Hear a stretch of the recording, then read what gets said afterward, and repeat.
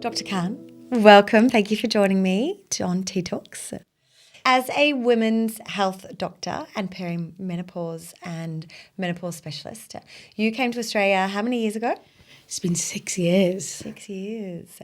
Well, firstly, let's talk about how we met, because we are both quite spiritual and somehow we ended up following each other on Instagram. And then you came up to me at an event and were like, oh, I just have to say hi, Joanna.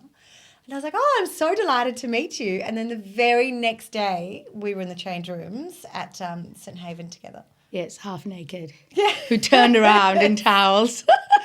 And now we know each other intimately. Now we know each other intimate. That was our intimate introduction. Isn't it? And you are a real thought leader in women's health.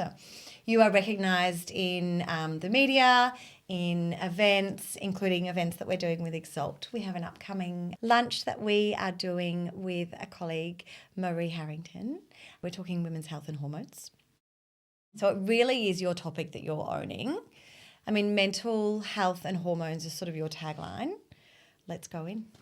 So, I always like to start. I went to medical school 24 years ago, and I've been essentially looking after women for 18 of those years, and more particularly the last 8 years, I've just done perimenopause and menopause. Mm-hmm.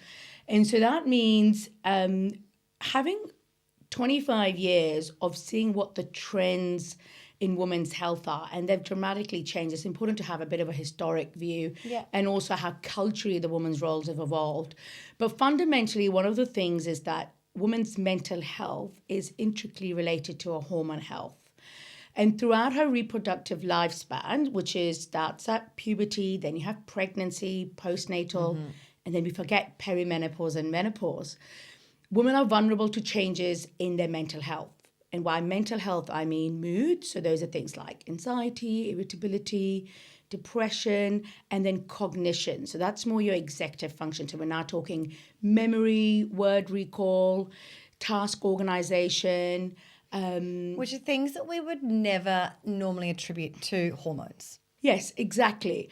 I think we normally there's a disconnect. So for hormones and menstrual cycles are all about making babies. And I say hormones are not just for making babies. For women, they are present in every single organ in our body. Wow.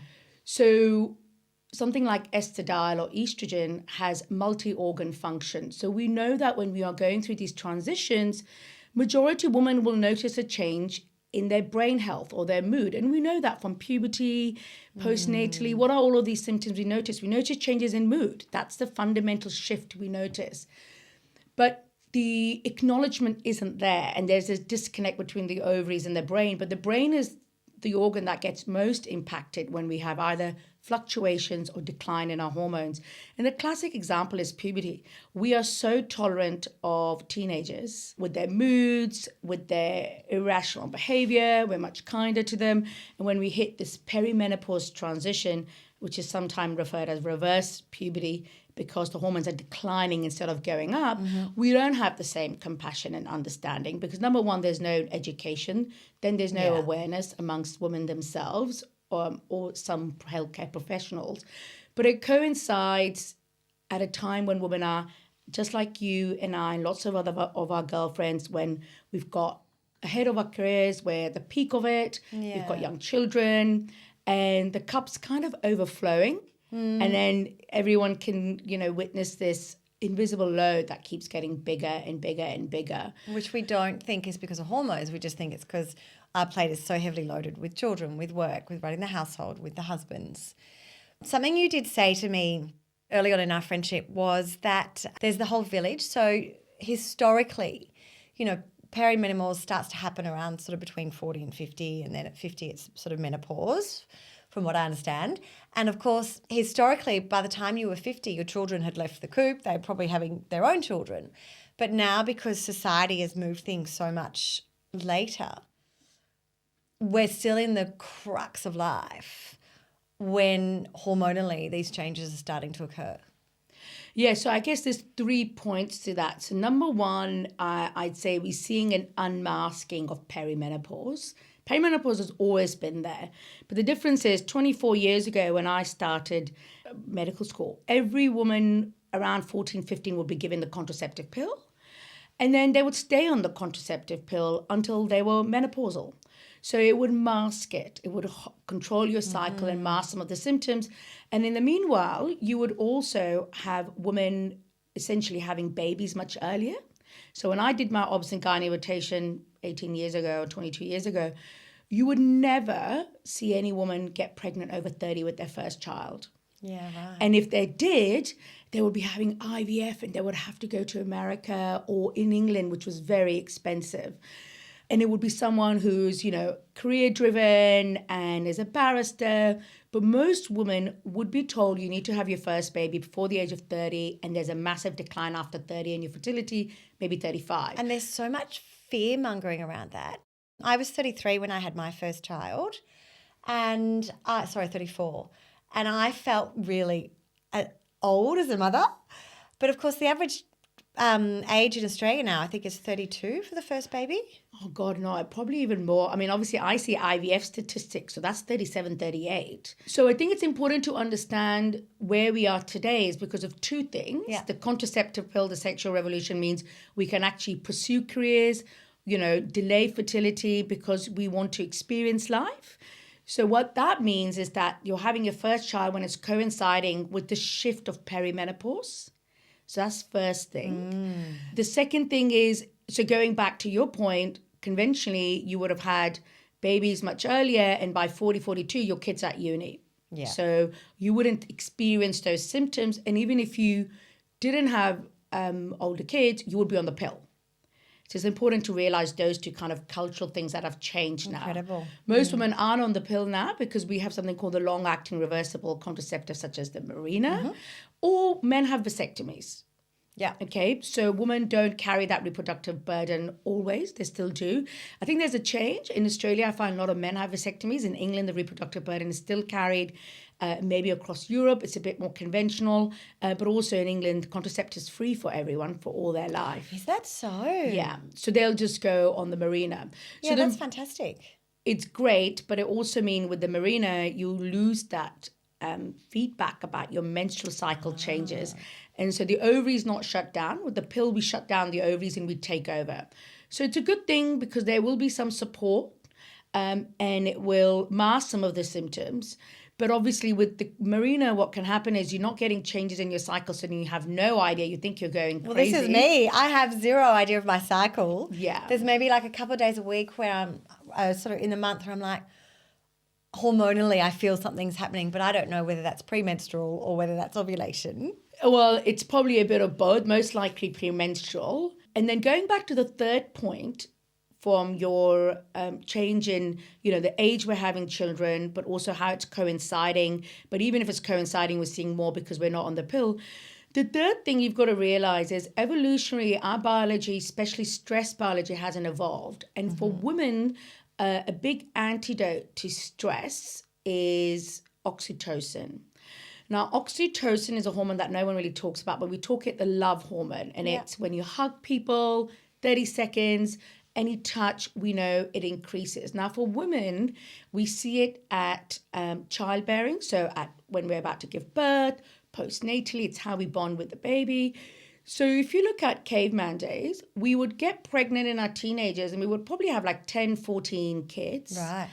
Even in Victorian times, lots that's of what hugging. used to happen. Yeah. So you would either be pregnant and you would have a baby around you all the time. And we would be at home with kids, our mothers, our sisters. If you look at, pre-industrial, capitalism, pre-machine, all those things, women always were the ones who would be obviously looking after children, but we were always around other women, mature women, our aunts, our aunties, our neighbor, siblings, and also children. So our biology, what makes us feel calm is this oxytocin. Now, what's happened is when you're having kids later, you may not even have a partner in your life. You don't have that oxytocin. And so when you find and I'm talking about the perspective of nervous system over here, because we've lost that antidote to that keeps our cortisol and nervous system safe. Yeah. Because oxytocin tells us you're safe, you're bonded, you're around people who are looking after you. But when you take that away with our modern lives of women spending more time alone by themselves or even in relationships, what we find now is that even if you do have children and partners, most of us are holding phones. And you've seen these images when women are walking with a buggy or even breastfeeding, they're on their phone watching, right? Yes. So now again, we've got rid of that because we're not touching. And if you look at it, when in the evening, most people are on their phone, and I catch myself when I'm walking in a cafe, I'm also on my phone, which again means we're not making eye contact. We may not hug people. We may not shake hands. So I think you can never blame one thing. It's multifactorial by the state we have in women's health. And so you can't just blame the perimenopause hormone transition. It's the cultural evolution and the way we've evolved so rapidly. Our kind of biology or neurobiology hasn't adapted to that yet. That makes a lot of sense. And I think certainly just having that conscious moment, going for a walk, don't bring your phone. Meet up with a girlfriend to have a walk. For me, if I'm ever in an Uber or a taxi on my way somewhere, I consciously say don't pick up the phone. Even in the car, I've learnt now to use it as a bit of a meditative moment, or just to sort of give this brain space to process all the information that we get all day. So I sit in silence in the car on the commute. Sometimes I listen to podcasts, but sometimes it's just that opportunity for peace.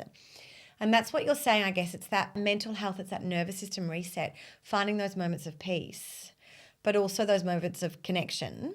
And with the oxytocin, so you said a hug for 30 seconds. How much connection do we need to produce the oxytocin?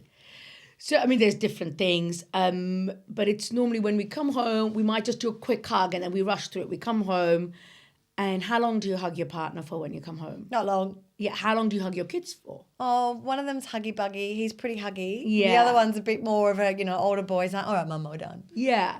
And I think it's just not that. It's also like, when we're cooking or when we're walking by, we would normally just have these moments of hug. When I grew up, I'm one of 4 siblings, and even till this day, we sit on a couch, but we sit together on each other's laps, hugs around, and we're very touchy-feely, which is obviously not everyone's norm. But I think you've just got to find, oxytocin can just be you and I going for a walk, and where I feel someone's listening to me, I feel seen, I feel heard, I feel you understand. But we don't get those moments. If you're working, you drop the kids off, you go to work, and you're just being productive all day long. I'm talking general corporate work here, not creative industries. And then women, there's no huggy feeling happening there, and it's just about being productive. Then they get home, they've got their 3 kids, they're doing the dinner, and it's just on all the time. And we're talking about average women over here, which have got this huge physical and mental load that they carry. Obviously, you're going to expect burnout. The nervous system is now in overdrive because we never switch on. We're not designed to be on all the time. And so I always say women are stuck between capitalism and feminism, because feminism is great. I'm a feminist at heart. Oh, yeah, it gives me choice. It allows me to do what I want to do.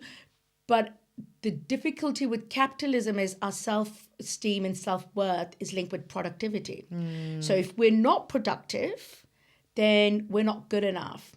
And if you're not working, you may decide you want to spend more time with your children, and that means you're not contributing, you're not productive, you're not good enough. And the problem with the full-time work and contribution is great. It's great for the economy, but for women, we didn't get the memo that you can't do it all together. So you've gone from being at home, cooking and looking after the household chore, raising kids, to now doing everything that you would do as a full-time stay-at-home mum or wife.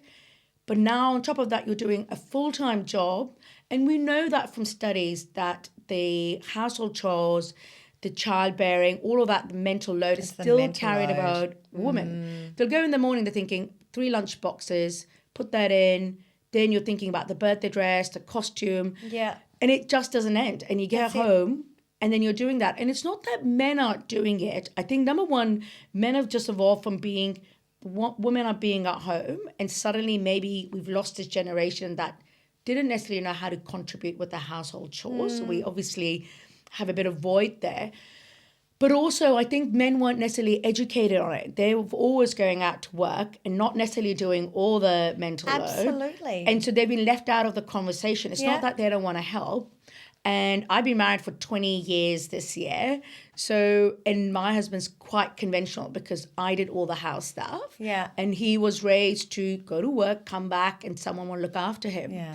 And getting that balance right is always very tricky when you've had someone who's been raised like that. And that's a lot of the women that I see, their husbands are raised like that. And the thing is, how do we deal with that when we're having these crises and feeling burnt out? And you can easily see there's a marital conflict that happens. So when I see women in their 40s, they're burnt out because they're working full time. The mental load is just excessive.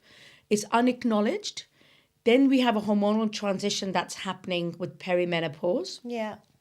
Where we initially see a decline in progesterone, which is that natural calming hormone. It helps with sleep and it's anti-anxiety. And also if that declines, we see heavy bleeding. So you end up with fatigue, brain fog, and sleep disturbance and anxiety and feeling overwhelmed with stress. Right. And at the time where we've lost our village because everyone is working full time and you don't have anyone to tell you, okay, you're going to get through this, number one. Number two, you don't have that wisdom which kind of puts things in perspective. And I think because we're on this kind of conveyor belt, which just never stops, you're going to burn out. Yeah. And it's like an allostatic load. We have a spring.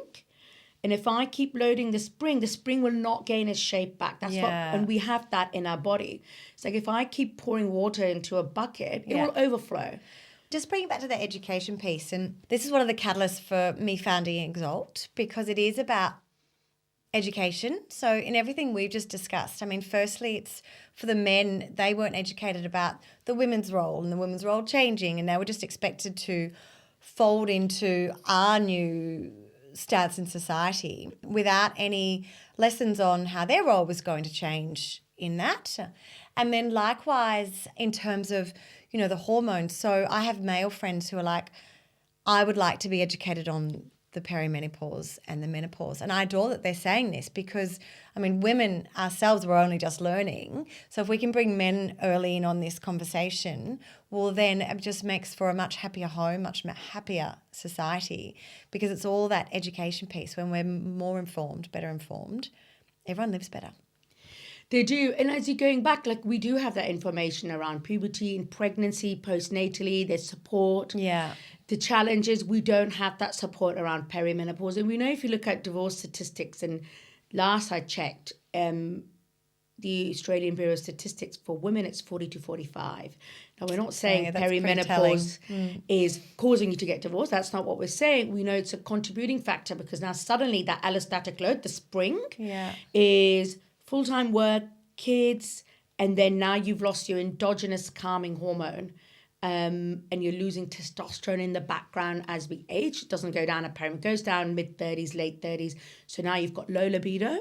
Your general motivation and drive will start going down, along with progesterone dipping, so you're not sleeping, you're anxious, you're overwhelmed.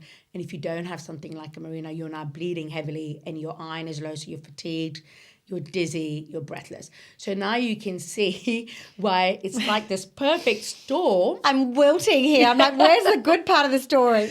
The good part of the story is that this podcast like this tell women, aha, okay, this is the changes that is happening. Yeah. So I call it the biopsychosocial model. It's something we use in medicine. So biologically, there's a shift, but you can't just blame that because there are changes in us, in our environment with work and kids. And it's understanding those changes. But I also think it's a wonderful transformative opportunity. I'm a big believer every change, every adversity is an opportunity to transformation. Yeah. And I think it's teaching you a very important lesson, which is about taking a life audit and learning to say no, having more self-worth, which is not linked with productivity, because the issue is we enter our 40th decade with this big emotional burden that we've been carrying along, letting go of some of that baggage, emotional and physical. Also realizing we don't need to say yes and overcommit to everything. So empowering that, isn't it? So it's great because you learn to say no. You learn to say, I don't really need to be overcommitting. I see so much of this where I'm like, why are you doing so much every weekend? You don't have to be overcommitting. You need a day of rest. But as I said, rest, we don't allow, I have to give my patients permission to rest. Really? I'm pretty firm on, and it's probably growing up in a family where my parents ran restaurants, and so their hours were pretty intense. So Sunday, and Papa always instilled it was family day, but also day of rest. But that would mean, we'd go for a family hike, or we'd have a soccer game, or, and then Sunday night would be this big meal together. So in my family, I've instilled this similar philosophy. Sunday is day of rest. So when they go, we want to do AFL on Sunday, I'm like, no, it's family day. We can have a kick around with some mates in the afternoon. But just sort of setting some boundaries and some routines and rituals so that you are allowing yourself that rest. Yeah, I mean, I grew up, most of my childhood was in England, where Sunday was church day, which meant everything was closed. Day of faith. And you couldn't even get milk. If you ran out of milk, there was nothing was open. And we would get so bored out of our brain, and you would just prepare for the week. You'd cook, you'd prep. There was this beautiful way of connecting to your inner self because there was no time to do anything else. And it reset that nervous system, which we just don't do now, because you'll stay indoors, you'll be on your phone. And I think the phone, going back to that, what we don't realize is, because there's also this unmasking of ADHD now you'll come across, which some of it is true ADHD, because we know ADHD criteria is all around hyperactivity for boys, but girls, when they're younger, they're told to conform. They don't tend to get hyperactivity because girls tend to be, they sit down, they play with their dolls, and we see more inattention in them, but they will tend to work really hard. So then perfectionism comes around. They're really diligent. They're really committed. They're spending hours and they're studying because they want to master. So you see a little bit of unmasking of ADHD, and they do benefit from treatment for that. But we're also seeing this third subtype where even with stimulant medication, they're not getting better because it's not really true ADHD. Yeah. And what we're seeing is two things. We're seeing the phone, we know, uses your dopamine. So in ADHD, the main neurotransmitter in the brain is dopamine. Dopamine is really important for motivation, getting up, doing the task, being organized, your executive functioning. But we're all depleted because when you scroll at night and anytime during the day, you get this dopamine rush, but overall you're feeling depleted. Yeah. And so the phone is giving us this, they call it brain rot or cognitive rot. Yeah. They're calling it digital dementia. Well, they're now saying a short video is the most damaging thing to the brain ever. Yeah, so TikTok, all these short form medias. And that's the difficulty, because what happens is when you're exhausted and you're tired, you get home and you just want something, because it will give you a little bit of dopamine. It will give you this boost. Next thing, you've been an hour on this device, and I'm culprit of this as well, because they're highly addictive. They're designed on this gambling or machines on how they deplete. They give you this boost, but then they're depriving you and depleting you. And so I think a lot of women now come with this cognition, dementia, they can't think because of this dopamine depletion from excessive short form video use. But we also know when you have chronic stress, and what I mean stress is not necessarily I'm stressed, something detrimental is happening in my life. I'm talking micro stresses here. So the minute you wake up, you're doing the lunchbox and you're rushing, driving the to-do list. Now the nervous system has not evolved. So it thinks, okay, it's constantly searching, it's on a surveillance to keep you safe. So now it's switched on in the sympathetic nervous system, which is hypervigilance. You're now not about sitting in your prefrontal cortex, the frontal lobe, which is about oh, let's focus, let's concentrate, let's think, let's pause. It's now in your amygdala, which is your emotional brain, which is about survival. Yeah. So it's hypervigilant. It's, you might feel jolty. If someone touches you, you don't want them to come near you. You're just a bit on edge. You might be irritable with your colleagues and your family. And then what we see is your hippocampus, which is your memory centers, they start to have reduced activity as well, because we're not interested running away from a tiger thinking about what happened a few years ago. And we get a suppression of your immune system as well, because again, we're not thinking about something that may develop. You're in the now, dealing with you're the just stress in the of the now. It's now. about survival. Yeah. What happens is they don't regain back to that parasympathetic. So normally we would have stress, a little bit of stress, but now they're staying in that. They're not going back to the rest and repair, because I think you've got the micro stresses, then you've got the phone on top, which we know stimulates blue light, which stimulates cortisol, which stimulates the dopamine. And so you've got our modern environment, which is really detrimental for our neurobiology. And I think it's important because I see a lot of women who are in perimenopause, and if you don't address the fundamental pillars of nervous system or kind of supporting the body, which comes from essentially sleep. Sleep is where we repair and restore everything. We consolidate memory, we replenish our immunity, we reduce stress. Most women don't get deep, nourishing sleep. If you don't get deep, nourishing sleep, next day you're going to be foggy, you're going to be exhausted. And then we know that it impacts your energy and the choices we make in And your food. decisions, that's right. And your decisions. And then they're on the go. They'll have a coffee. Yeah. Then they're on the go, just having a toasty, because we tend to undernourish ourselves because we're so obsessed with the external skinny rather than being strong. And that's the narrative we've got. Yeah. And we know we're losing muscle, which is We're a really so good... hard on ourselves, aren't we? We're so hard on... But I think it's ourselves, but it's also the society. Sure. So it's our conditioning. Our conditioning's been eat little, be little, stay skinny, and on the go. This sort of ties into also just nourishing our bodies and our minds. So sleep is obviously a big one. And then there's mindful practices. So one thing I've always engaged in is mindful eating. Semi-subconsciously, because again, it was the way I was brought up. The French do sit and enjoy a meal. We sit in commune. So you're having conversation while you're eating. You're also mindfully chewing because you're actually enjoying and noticing what you're putting in your mouth, the flavors, the textures, the joy of what you're eating. And then that slows down the whole process of you eating, which obviously, of course, then allows the enzymes that your saliva creates to go to your stomach and notify your stomach that there's food coming. So you then know that you're full, as opposed to people who are just shoveling a meal just to get food into their body, then they can overeat. So all this contributes to hormones. And then other mindful practices, obviously, so like breath work, meditation, so all these elements factor in. You're right. So, I mean, just going back to the food, no one sits down and eats together, let's be honest. So breakfast is on the go, and even the breakfast it tends to be very highly processed food.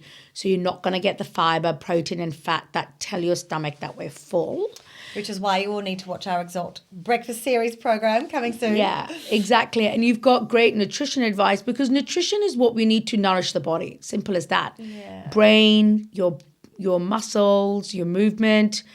Then going back to sitting communal eating, I mean, most people don't do that. Yeah. They're sitting in front of a TV. They're sitting at their desk at lunch. When you skip a meal, we know that you get a dip in your blood sugar level, which then get this cortisol reactivity. So then you get cortisol, adrenaline. You do release some glucose from your liver stores, but then you're getting these what we call hangry. So you'll get irritable and angry. And then they go for another coffee because they're tired now. Yeah, so, or a sugar bun because it's that quick It is that quick fix. And so, going back to nutrition, if you're going to do one single thing, I normally say you need to eat 3 meals. They can be really small. Lunch can just be a tuna with some cannella beans. Just get a can, very easy. You've got your protein, you've got your fiber, put some olives on it. Some good fats. But you must sit and eat, because when we don't eat, especially women, there's this sense that we're in a famine or scarcity. And again, when we tend to, food is a form of resource and secures us that we have enough food to survive, but also for women, we have a slightly exaggerated response to when we skip meals compared to men, because again, we're nourishing children. We're supposed to be pregnant and all of those things. And so skipping meals for women is more detrimental than men. Men can fast and lose weight. Women will fast and end up finding they're getting a bit more shaky, they're more irritable. So I think we need to move away from eating food for weight, but about nourishing our mind and our body for mood. This. Yeah. And just finding joy in food and not being frightened of food, fats and carbohydrates. If you eat proper whole foods, it's just good for the body. And also sort of what we're discussing here again is that bio-individuality, but also that difference between the male and the female body, whereas modern health still sees the body as one, doesn't it? It doesn't necessarily differentiate between the feminine and the masculine body. I mean, in terms of medical research, and when we're talking about medical intervention and therapeutic, they're all based around 70-kilo man, and women are just small men. And, well, it doesn't work like that. We know even something like heart disease presents differently in women compared to men, yet we use the same drugs which aren't even effective in women. And I think the same thing when we're looking at society, everything is from a male perspective. Part of it is patriarchy as well, which I think we need to understand it's a form. I don't think we need to be bashing men. They're two different things. Patriarchy is different from men. Yeah. And we have beautiful men, and I don't think you can blame all men. We men. do have beautiful men. And I think in this conversation we leave out men, and I think we don't want that. But I think you've got to realize is women, we're kind of going off topic from nutrition, and I want to go back to the point that everything is around how men eat. In terms of fasting, the ice plunging and all of that stuff, which is not good for women, okay? And so modern science is all about pharmaceuticals based on men, and all this wellness that we're seeing is from a male perspective, not from a female perspective. Our neurobiology, and you can even look at immune system, neuroimmunobiology, is very different from men. Our sensitivities, our triggers are very different from men. And therefore, we need to have a different lens when we're advising women on the way they move, to eat, and to live their life. But that's not the case, because now we've gone into going back to that feminism and capitalism. It means we're living in a world, we've been taken out of the home, conventional home. Yeah. And we've been told to work in an environment which is designed for men. I mean, the 9 to 5 is a design for men. Well, they leave in the morning, they don't have to cook, they don't have to clean, they don't have to do anything with the kids. Kids to school. They leave at 8. And they get back at 6 conveniently, and it will be like, oh, hello, darling, let's sit down, let's give you a meal, put your feet up. And then you would be putting the kids to bed and doing everything, considering the household and looking after children. Now, women have gone from that to now working in an environment, they're working in an environment designed for men, but then it becomes detrimental to women. And I don't think women shouldn't work. Women should work, but let's be honest, we would design a 10 o'clock start. After we've dropped the kids off, it will finish by 2. You pick the kids up and maybe you log in again. It will be a lot more different. And we know this. There's a great book called Invisible Women, which is, if you look at something like the temperature control in corporate offices. Oh, that's a big one, yes. It's like 17 degrees and women are shivering and men aren't, because they've got a higher muscle to fat ratio. So I think, after 25 years, I was doing a talk, women are always thinking and conditioned to constantly fix themselves. We're constantly in this thing, we're not slim enough, we're not good enough, we're not pretty enough, my skin's not, too many wrinkles. We're not enough, and we're constantly finding things. And if you look at most things in our society is exploiting women's vulnerability, because we have conditioned them to feel not good enough, and there's something always that they need fixing. And we're never happy. I've got friends who are like me, and we've got amazing careers and we work hard and we've got the children, we do all that, but then we obviously have the guilt because we're not as present as the parent as we, society wants us to be, or as we ourselves want to be. And then I have friends who don't have careers, but, their career is the home and their husband's career, but they then doubt themselves and feel that they're not contributing to society and that they're not contributing to their own life. So how do we find peace and happiness in our own selves? It's because we rely on society we're trying to people please and conform to society, which is define what women's role are. Obviously, one of it serves the patriarchy in a way, and the other one, if you're trying to be, being a mother and a stay-at-home mum is the most valuable job you can do. You're raising the next future generation, and we've stripped that off women. We've taken that from women. Well, we've made them feel insecure and insignificant and not enough, which is absolutely not what it is. It isn't. And I know from women who work and have great careers, this one psychologist calls it the patriarchy stress disorder. And it's because they have everything. They've got the house, they've got the kids, they've got everything, and they're still unhappy. Because what we're searching for is, it's all around consumerism and buying things. It's not meaning and purpose. And before, motherhood was about connecting. It was purpose. You've given birth to this child. You're essentially raising the most important human in the world that's going to go out and make, an adult and create a better place in this world. I mean, it's the most important role. And we've taken that from mothers or fathers. But I think most mothers feel insignificant, they feel inadequate, they feel they're not contributing, and then they have to justify why they're not working. I mean, how come we ended up where being a mother is not enough? And then when you're working full time, you feel guilt and shame because then you're not doing all the things that mother would do. And let's be honest, most women that I know in their 40s, they actually don't want to work full time in a corporate place. They actually feel... women need that connection. Going back to the oxytocin, we feel fulfilled and meaning and connection when we're around other women and kids and men as well, and not behind a desk. And I think a big part of it is soft energy. So it's something I've been working on myself over the last few weeks, because I realize in my own life, when I'm powering through life, and I'm running 2 businesses now and staff and everything's growing and going fast. But my husband he retracts when I'm like that. Whereas when I'm soft and in feminine flow, my whole life just is so much happier. The children are great. They're better behaved. My husband is loving and kind because he understands his role better and I understand my role better. And then everything just works. And I think gratitude has a lot to play in this also, where it's that looking at our lives and realizing every single day, every minute, how much we have and to be grateful for that. So as a mother, I mean, it's the greatest gift in the world. So acknowledging that is enough. I mean, everything starts from appreciation and what we have, and looking, growing up, you always not look at what you don't have. You look at what you have, but also look at people less fortunate than you, because that allows you to be a lot more grateful, because we're all much better than we think we are. And the grass is always greener on the other side. Grass is always greener. And the problem is that society where we're constantly bombarded from just the next big thing, and social media doesn't help with that. And again, we're living in this FOMO world, because I can be quite happily sitting here, but I'll go on my Instagram and someone's on their yacht or in Europe, and then suddenly your brain thinks it's that. And so it was quite nice growing up aloof when I didn't have social media. I mean, I grew up, there was no internet.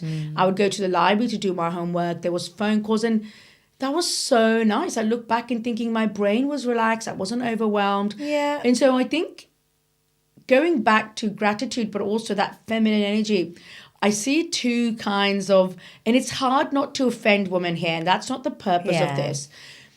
Conventional wisdom, if you look at women who have had successful marriages and know how to deal with men, they really understand men, how to deal with them. And part of that doesn't necessarily come from, I call it wisdom. I get this, yeah. And you can't, when you're trying to treat men and women equally, that's when you get in trouble. And it's not because when we're aspiring for equality, we're aspiring for opportunities in life, but we are wired completely differently. It's important to realize that. What fulfills a man is different to women. Yeah. Men and female egos are very different. The interaction of male and female is completely different. Well, I was talking about this with a girlfriend the other morning on our walks, because we were just laughing about our husbands. When they have time with their friends, the conversations that they have and don't have. You know, they'll come back and I'll say to my husband, oh, how's, so-and-so's new girlfriend? I don't know. We don't talk about that. Okay, so what do you talk about? Whereas when we get together with our girlfriends, it's like, how's your husband, or how's your boyfriend, or how are the children? The conversations are very different. So it really, I guess, personifies that the male and female psyche and roles are not the same. The different neurobiology. Yeah. So it's not a psychology. We're talking about biology here, and we know. So we know you pay more attention to your voice that's really hoarse. And in the same boardroom, if a woman said the same thing with a high pitch, it doesn't get that much attention. So there's things like this. This is why men are more listened to than women, because of the pitch of their voices.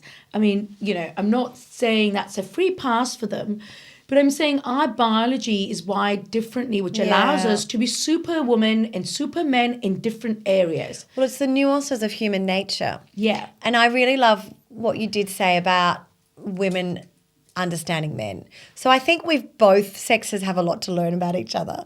We've still got so far to go.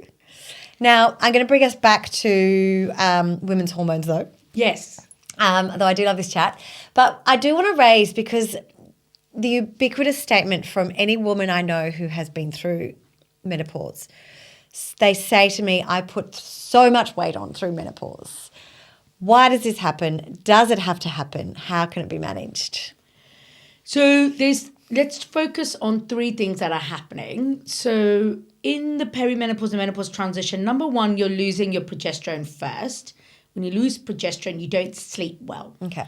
And you're anxious. So that's a vicious cycle, because obviously when you're anxious, you overthink, you don't sleep well. When you don't sleep well, we know that you get increased cortisol reactivity, and with that, you can then also put on weight. Okay. So there's cortisol or stress-induced insulin resistance. In the background, estrogen is declining, which again contributes towards insulin resistance. So insulin resistance is a phenomenon where our ability to metabolize sugars and carbohydrates from our food is not optimal. And so we have, every time we eat a meal, insulin is a hormone that comes in and removes the glucose from the bloodstream. And therefore, we maintain weight and energy metabolism. But what happens is we become insensitive or resistant to insulin. So insulin then is taking longer to do its job after every meal. So it stays high for maybe 4 to 6 hours now. And insulin is a fat storage hormone. Yeah. So if insulin is high and not doing its job well, we then start storing fat around the belly. So the biggest thing is, like, you can't do your trousers, and you haven't changed your exercise, and you haven't changed your diet, and suddenly you're gaining weight. So those are the hormonal changes which contribute towards insulin resistant. Now, how do we counteract that? Lifestyle is really important. When we lose muscle, which we do at 0.6% from mid-30 onwards, muscle improves insulin sensitivity. So everything's focused on cardio workouts, but you actually need to start doing strength training. When you build muscle, your metabolism improves and you burn fat, and your body composition will change. Your weighing scale may not change, but we know that muscle weighs more. So you need to stop weighing yourself, do a body composition looking at fat percentage and muscle percentage. And you'll find that the more weights you lift, the heavier the weights.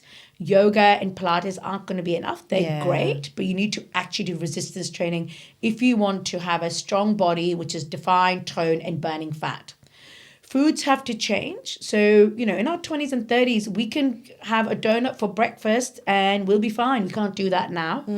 We need to make sure we're having that wonderful whole food nutrition, which is nourishing through good sources of complex carbohydrates, vegetables, fiber, protein, and fat. Great. And portion size, what most women do is they skip breakfast, they'll eat a little lunch, and they'll have a big dinner. And what you need to do is reverse that order, because insulin is most sensitive in the morning, meaning that you'll metabolize your food better. So have your breakfast, lunch, and then dinner, make it more leaner, and don't eat after 7 p.m. Good. Tick, tick, tick with me. Everyone listening. So weight's important. There's a lot of thing around circadian rhythm, which is our internal rhythms, which are aligned with the sunset and sunrise. And everything in our body is aligned with circadian rhythms. So actually, after 7 p.m. or after sunset, we know that we don't metabolize food really well. Yeah. So if you want to do a fast, which is what most women ask for, can I do fasting? You're better off doing what we call circadian fasting, which is not Overnight. eating after 6, 7 p.m., then eating in the morning rather than skipping breakfast and eating later at night, because that's not aligned with your circadian rhythms. So we talked about strength, we talked about food, we talked about having an overnight fast to improve that insulin. Yeah. But we also know chronic stress leads to this sympathetic nervous system. And it's because when your body's stuck in that, your body thinks you're running away from a tiger. So what it's doing is it's releasing glucose to support this energy systems that's burning out. There's an energy mismatch, because you're using up so much fuel and resources, but we're undernourished at this time of our life. Yeah. And so then we get this cortisol-induced insulin resistance. You might feel more puffy, you might feel more inflamed. And so I don't normally say reduce stress, because no one can. It's understanding what your sources of stress are from. Okay. So you get a journal and you write down, what am I saying yes? What am I overcommitting to? What can I let go? And how can I support my nervous system? Because what happens is now stuck in that sympathetic drive. So just like your platform, Exalte, talks about nervous system reset, Yeah. which is, do we do a breath work? Because we're all shallow breathing. And when you shallow breathe, again, you're in that sympathetic nervous system. Humming and singing Absolutely. stimulates that vagus nerve or parasympathetic nervous system. You know, actually just being around other women and feeling safe, where you're not rushing off, not walking, but actually genuine, meaningful connection will reduce your cortisol as well. Journaling is amazing. I call it a brain dump. At the end of the day, have something by your bedside. All this stuff that's going through to-do lists for the day and next day, you literally do a brain dump in your diary. It's done, isn't it? It's gone. journaling. And then I tend to write the 3 things I need to do the next day. So I'm not really doing that tick list at 3 a.m. in the morning. Yeah. I kind of like, these are the 3 things I'm going to focus tomorrow. And I wake up and I look at those 3 things. It's also a good way of just having perspective on your day. So the children and I have a gratitude journal. So to your point, it's sort of reflections on the glimmers of the day, the good things that happened in the day, which you want to manifest again for the following day. And then certainly, I guess, to a deeper level, if you want to journalize everything, so it's just coming off your mind, to your point, it doesn't wake you up at 3 a.m. And then the to-do list. So I live my life by my calendar. But the way I manage it is I have carved out times to achieve that balance in my day. It doesn't always work, and running 2 companies, sometimes just meetings overtake everything, and then to your point, there's that whole anxiety and that cortisol build up. So it's like, how do I get grounded again in that? But in my diary, there's time built out for me. There's time built out for me as a mum. There's time built out for me as a wife, time built out for me as a friend, as well as the business me. So trying to encompass that balance in all the roles in my life. And that in itself is a lot, you know, all those roles, and there's only so many hours. And that's the issue we're dealing with. How do you fulfill those roles to its best ability? And, you know, women have this pressure of not the fear of failure and wanting to be the best at each one of them. It's challenging, right? And so you've got to be very self-aware about all those categories that you're trying to excel at, and be kind to yourself. Yeah. At the end of the day, isn't it? And it's like, okay, well, there's no home cooked meal. I'll put my feet up and we'll let that one slide. Yeah. Okay. Let it be. Let it's it okay. be. You don't need to do 5 million sports for each kid every single day, every single weekend. You are more in control than you think you are. Yeah. And I think that's the important thing. You can, and this is what I love about our 40s. You can redefine, rewrite exactly how you want your chapter and your life to unfold. After listening to this podcast, you're going to know what needs to be prioritized. And I think ultimately, it's that meaningful connection with the humans around us, which is our partners, the children, the friends. We know from the longest studies in the world, the people who live the longest and the happiest are the ones who've got quality, meaningful relationship. Yeah. And having a macroscopic bird's eye view, you know, what is the real purpose of me living this life? Because we can get so involved in a daily microscopic things. True. And we lose the bigger picture as to what is it that I really want from me, my family, and we're all going towards one thing. It's we're not here. We're here for a long time, but we're also not here for a long time. Yeah. And how do you want your life to unfold? And I think 40s is an amazing time in your life because you've got so many things that you're doing, but also so many things that you can choose from. And that you've learned. And you've learned. There's a massive unlearning that needs to happen. I'm giving everyone the permission to unlearn a lot of the lessons that you've learned, which are not serving you anymore. I've had to do a lot of that work. Because if you don't, because we have this inner critical voice that keeps telling us that you need to do this, you need to do this, you're not good enough, you're not this isn't done, the table's not laid, and the list goes on. I'm like, I don't need your opinion anymore. You've defined how I've lived my life for the first 30 years, which is basically society's, that's what it is. It's how our culture, society reframes how we should conform. But you write your own manual and how you want to live your life that fulfills and serves you in a meaningful way. When we start aligning to that, you'll find everything will start falling into place. We kind of have to let go of things and lose control, and the universe will just align to serve you and fulfill you in ways that you never even dreamed of. I think that's the really big one, is letting go of the control. I think because through our 30s, we're so busy creating our lives that we do try and keep hold of everything that we've established. But the real joy, the real magic happens when you trust the universe, when you let go of the reins, and that's when life becomes what it's meant to be for you. It does. I think we've lost that spirituality or that belief. And I think that's why there's a lot of suffering and mental health crisis, despite all this modern innovation that we have and opportunity, because conventional societies were all around, and still are in certain parts of the world, around religion. And religion, I was listening to this wonderful podcast around religion allows you to be imperfect. It acknowledges that you have faults.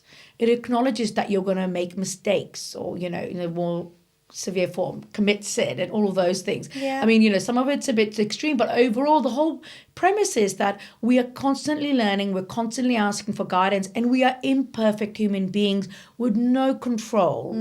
Now, that's not the narrative we have now. And obviously, you need some element of control. But we need to accept there is so much more that we don't know and don't have control over. And you just got to lean into nature to realize that.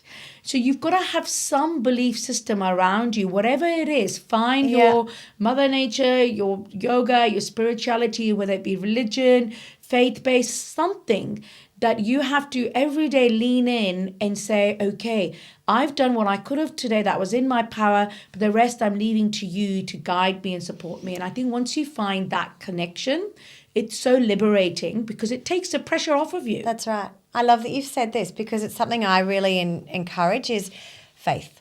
We all need faith in something, whether it's a chair, whether it's yoga, whether it's Buddha, whether it's God, but having this faith. But what that also does is it creates an opportunity for you to commune. And as we've sort of threaded through this whole conversation, communing is so valuable for everything, for our hormones, for our stress, for our nervous system, for our families. That's kind of one of the key elements that we've discussed. So faith is really valuable. It is. And I think we've evolved, in that 25 year on a Sunday where everything was closed, we would go to church or synagogue or the mosque and you would connect and people will ask, how's your week been? And you would share because you would be vulnerable and you'll say, someone died. And now it's like someone dies and they're back at work after a week. Yeah. There's no mourning. There's no there's not. They'll put a post up on social media mourning them, but that's the mourning process. There's no conversation. There's no heartfelt. There's no hug connection. Yeah. And that's, again, we've got to, we blame hormones, but a lot of it's the way of society's evolved.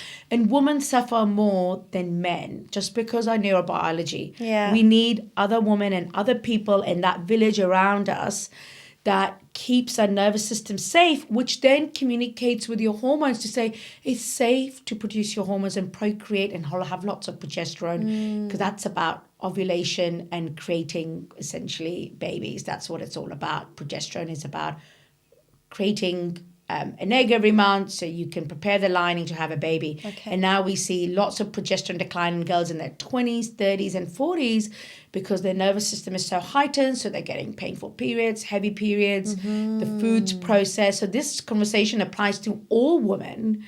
So, you need to think about oxytocin rather than focusing on the reproductive hormones, estrogen, progesterone, testosterone. I want women to focus on oxytocin. Are they getting the boost of oxytocin on a daily basis?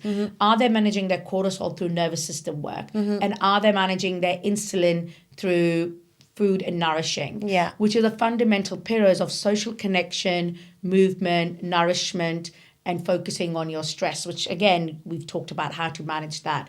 So those are the kind of the bigger conversations, because if you become very microscopic, I've seen thousands of women and I've treated them with HRT and it doesn't help them with everything else, because HRT is not going to fix all of this. Covering it, yeah. It will fix the symptoms of perimenopause, but what a lot of the women that are suffering now, this unfulfillment, dissatisfaction, resentment, anger, part of the patriarchal world also is we are against women rather than with women because we spend so much time away from women. We're in a male-dominated environment and women become our competitors. And that's not the case you want to grow. No. I'm one of three sisters. My mom, one of three sisters. I grew around with women, and so I believe in female power. There's nothing that women can do. Yeah. And men may be strong, but actually, internally, they're not actually that strong. Women are a lot more stronger. And this is why we give childbirth and not men. Yeah. And so physiologically, we have very different strengths. And I like to focus on strengths of men and women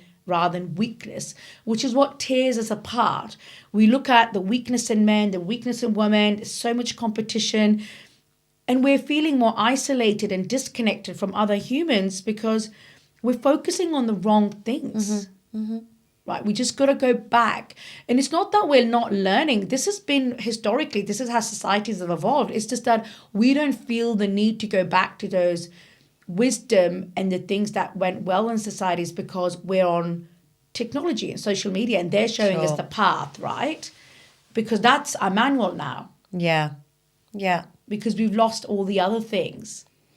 And now you've also created recently a supplement called Zella Wellbeing, which is all natural. Yes. So Zella means lacking nothing, finding your own path. It's an African word. My mum's born, raised in Africa. And so it was inspired from that because one of the things that we hold conversation threads through is we constantly feel that we've got to fix ourselves and we're lacking something. Yeah, which we've discussed today, haven't we? And so the point is we're not lacking. We are perfectly fine in the way how we were intentionally created just exactly the way you are. And so it's accepting that. But part of it is we've created they're formulations rather than supplements. The first one is Mood and Focus, which is designed on supporting your serotonin for your mood and anxiety. We have to say mild anxiety. We've got dopamine support in there, which helps with mental clarity, focus, and attention. We also then have broccoli seed powder, which is very good at detoxifying all body processes, but especially the liver. So it helps with those premenstrual symptoms, breast tenderness, breast numbness, but it's also anti-inflammatory. Love. And we also have other kind of bees in there which help with energy. So essentially it will help with your energy, reduce fatigue, attention, mild anxiety, reduces stress, but also the moodiness that we see premenstrually. So it can be used for premenstrual symptoms, perimenopause and menopause. And they're hormone-free and they're natural because the difficulty is your hormones play up because the nervous system's not being supported. Yeah. So this is designed to support your nervous system, optimize detoxification, but also supports the brain neurotransmitter, which help with cognition and mood. Yeah. And each one of them have clinical studies behind them. And we've made it in a simple thing because most of my patients will go to a naturopath or to someone to get natural solution. They'll end up with 10 different things in the morning, so the compliance is poor. So I've put everything in 2 capsules in the morning And the night one is again called Sleep and Calm. Yeah. And so it's, the claims that we can say, it calms the mind, it reduces stress. We have 5 claims for sleep. So you fall asleep, you stay asleep, you have refreshed sleep, it improves things like restlessness, stops any muscle cramps, and also relaxes the body. So we're working on the brain-gut connection. We've got a pre-probiotic on there because we know that if you've got poor gut health, you get more anxiety. Well, it's all metabolic, isn't it? Mental health. So we worked on that, which a lot of sleep don't. We've obviously got your magnesium and taurine. Yeah. We've also got valerian sleep root extract, which stimulates GABA. Brilliant. So again, we're working on the brain-gut connection, the GABA, and relaxing the body. And so between the AM and PM, we're essentially improving all those parameters that we've been talking about in this podcast. I'm so excited. I can't wait for this. And so you can take it with HRT or without HRT, because again, one of those things, even with HRT, as I said, they're replacing the hormones, but they're not looking after your everything else in the body.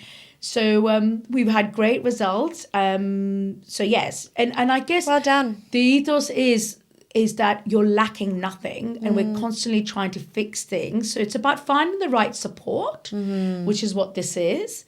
And obviously, I'm a huge fan of anything to do with the nervous system, which is what I think I love what you do at Exalte. Thank you. Because I think if you don't work on your nervous system, you are going to constantly feel you're not living a life which is thriving. Yeah. Most of us are just about surviving. And I think we want to get to a state where we're like, oh, you wake up and you smile and you smile, feel good. you're loving life. You can't wait to start your day. Exactly. That's what life should be. Yeah. And that's what we're working towards. That's what we're working towards. Now, some quick fire questions. Tell me your favourite Melbourne restaurant. Oh, it's so hard. I think Melbourne was so spoiled. Every time I think I have a favourite restaurant and then I find another new one. But I'd probably say we swap between French and Japanese. Yeah. My daughter loves cuisines. Japanese. And so both of them. And there's countless French and Japanese restaurants. So I won't do it justice if I name them, but you probably see me going to a lot of them on my Instagram. Yeah, I love this. And that answers my next question, which was your favourite cuisines. So another one is a book that has had the most influence on you. You know, I was thinking about this, and so I'm not a great reader, believe it or not, and I have undiagnosed dyslexia from childhood. That's what I blame. But I like reading certain books which are nonfiction. Yeah. And there's one book called Magic of Thinking Big. It's by David Schwartz. I think it was released in 1956 or something, and it's a self-help book. And the book is all about, it doesn't matter if you have talent, you have good luck. The key to success and living your dream is mindset. Is that self-belief and the self-limiting belief that we carry in life. And when I read that book, it changed my life because I'm a bit of a perfectionist. I work really hard. But I think it's that self-belief that we, especially as women, lack. Right? Confidence, the self-belief that we can do this. And it's about mindset. And the book is all about how we limit what we can achieve because we think, oh, this is good enough, but we don't allow ourselves or give us the permission. And there's a big gender gap in this, women more so than men. Sure, yeah. And the fear of the unknown and the fear of failure keeps those dreams down. And therefore we never dream big enough. And so it's a great book. It's an old school book. Not many people read it. And I have it by my bedside and I'll go back to it. And it kind of looks at the big successes in the world. And the only thing they did was they allowed their mindset to think they could be that big. True. And so it's a book around mindset and self-belief. And so that's great. And another book is by Viktor Frankl, who was a psychiatrist. And it's about man searching for meaning. That book was released in 1909, and it's about the psychology of human and what keeps us going through hard times. You know, why is it that some people in adversity thrive and some people don't? How do we recover from when we fall down? And so it's about meaning and purpose. So the people who have meaning and have purpose is what drives and faith. Them. Yeah. And that comes from faith, a lot of it. Yeah. Faith of this is happening because they don't consider a negative circumstance as their as a victim. It's like, this is teaching me something. What can I learn? And we know that nothing in life is permanent, right? Yeah, And so this is a down, but we're going to get through this. And so the people who have meaning and purpose in life, which is linked to a lot of it through love, are the ones who get through adversity. And the people who don't, they don't thrive. And they might even in circumstances, die or lose out. So that's quite an interesting book. And I think those two things define the way I live my life, which is purpose, meaning, and thinking big through anything is possible. And so have dreams and approach them with tenacity. Beautiful. And when you have those three things, you pretty much, I think have a great life. Yeah. Yeah, I love that. Thank you for sharing those. 2 quick last ones. Your last meal guests. People ask me who's your role model, who would you want to be around, and I'd say I'm quite happy being with myself. Yay. Go you. Because I think we so often compare ourselves and want to be like someone, but actually I can't be like anyone else because I'm me. But what I can do is be the best version of myself. And also enjoy your own company. I love time on my own. Exactly. So I think at that point, I would like to be by myself, and I like to sit and reflect on, have I lived this life according to the values and principles that I outlined, and has it been purposeful and meaningful? And most importantly, have I created enough meaning in other people's life? Because that for me is ultimate joy. Yeah. And so for me, it would be me sitting by myself and reflecting on all those things, and just feeling much more content and satisfied, and learn from it. What a nice way to go. Last question. Where are you traveling to next? So we tend to do a big trip in over the Christmas holidays because most of my family live abroad. So my mum's in England, I've got lots of family in the US, and my brother's in Dubai. So we're off to meeting some of them in Singapore. Then we're going off Singapore. to, my brother who lives in Dubai is coming off to Singapore. And then we're going to England to see my mum and sister and my husband's family. And then we're going to go to Italy afterwards and ski in the Dolomites in the new year in January. So that's a big trip coming ahead. So we're very excited and looking forward to that. That's a big thing to look forward to. Thank you for joining me today. Thank you for having me. We have more chats coming up. We've got our lunch next week, and I think you and I could just talk forever. So we might do another one. We might do another one. And I think this was just a great chat because I think we can do all these things every day, but you've got to understand the bigger picture as to why we're feeling the way we're feeling. And a lot of it's not just us. And so I hope women will feel a bit more enlightened and can be like aha moments from this. Yeah. And just understand themselves and their partners better to have better relationships, because that's what it's about. It's just we want to be happy, content. That's it. And live smile life well. And live life well. Jump out of bed in the morning. Thanks, Dr. Khan. Oh, you can call me Fatima. Thanks for having. And I love everything you're doing at Exalte. Oh, thank you. Because I think it's just teaching women to basically look after themselves, put on their own oxygen mask. Isn't it? Yeah. Thank you. Thank you.